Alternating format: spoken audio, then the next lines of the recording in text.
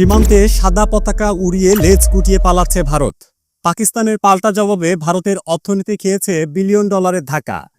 ভারতের রাতের আধারে কাপুরুষের মতো আক্রমণের জবাব যে এতটা ভারী হতে যাচ্ছে তা হয়তো কল্পনাতেও ভাবেনি ভারত। গতকাল মঙ্গলবার রাত 1টা 25 মিনিট থেকে 1টা 30 মিনিট পর্যন্ত প্রায় 25 মিনিট ধরে রাতের আধারে পাকিস্তানিদের ওপর বিমান হামলা চালিয়েছে ভারত। পাকিস্তান নিয়ন্ত্রিত আজাদ কাশ্মীরে 9টি স্থানে অপারেশন সিন্ধুর নামে এই বিমান হামলা চালানো হয়, যাতে ধসে পড়ে বহু স্থাপনা। আহত নিহত হয় বহু নিরস্ত্র পাকিস্তানি শিশু, নারী, পুরুষ।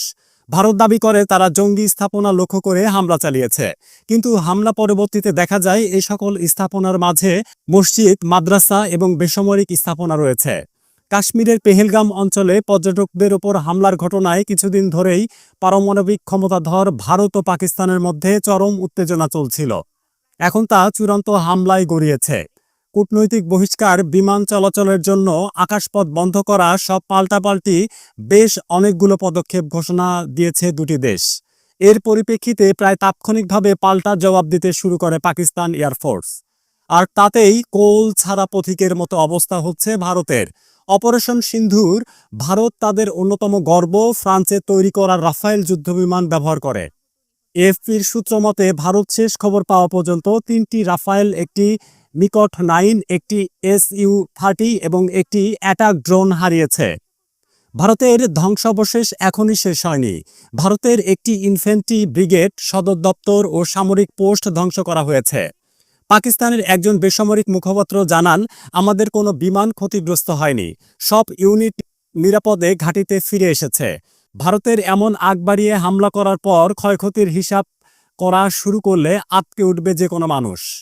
ফ্রান্সের তৈরি প্রতিটি রাফায়েল ফাইটার জেটের বর্তমান বাজার মূল্য $288 বিলিয়ন।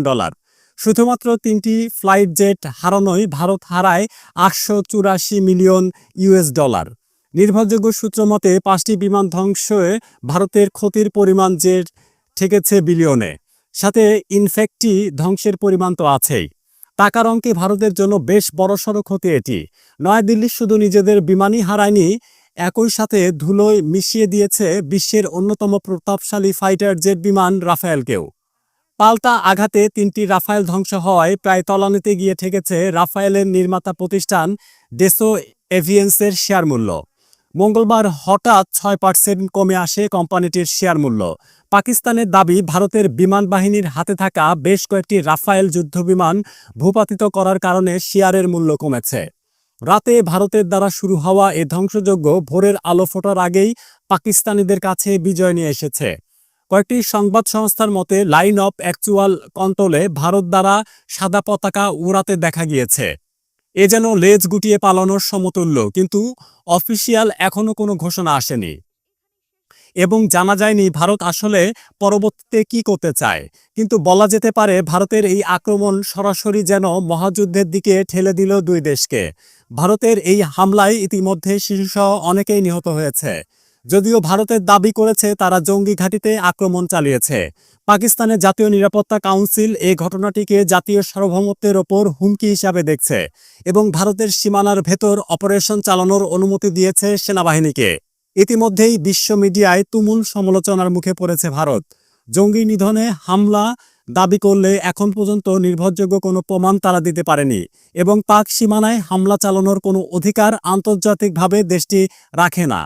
ভারতীয় সংবাদ মাধ্যমের দাবি অনুযায়ী পাকিস্তানে প্রায় 70 জন মারা গিয়েছে, তাদের মধ্যে ছোট ছোট বাচ্চাও ছিল। কিন্তু ভারতের যুক্তি, একটি ভারত বলছে নিহত সবাই জঙ্গি। অন্যদিকে ভারতের যে 26 জন পর্যটক মারা গেল, তাদের যারা হত্যা করলো সেই জঙ্গিদের এখনো ভারত গ্রেপ্তার করতে পারেনি। কারা সত্যিকার অর্থে পেছনে দায়ী সেটাও পরিষ্কারভাবে জানাতে পারেনি। পুরোপুরি রাজনৈতিকভাবে একটা কথাই বারবার বলে আসছে, তারা পাকিস্তান করেছে এসব, এবং এটিকে বাহানা বানিয়ে মোদি হামলা করে বসেছে পাকিস্তানের ওপর। ম্যাট রায়ের প্রতিবেদনে এ হামলাকে অনেকটাই মোদির রাজনৈতিক মোটিভ হিসাবে দেখানো হচ্ছে।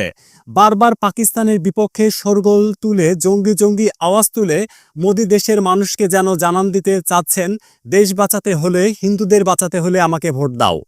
1947 সালে বিভক্তির পর থেকেই দুই দেশ একে অপরের প্রতিদ্বন্দ্বী হয়ে আছে। এ সময় একাধিকবার যুদ্ধে জড়ানোর ইতিহাস রয়েছে তাদের। ভূরাজনৈতিক প্রেক্ষাপট বিবেচনায় নিয়ে দীর্ঘ সময় ধরে উভয় দেশ উল্লেখ করার মতো সামরিক শক্তিও বজায় রেখে চলেছে।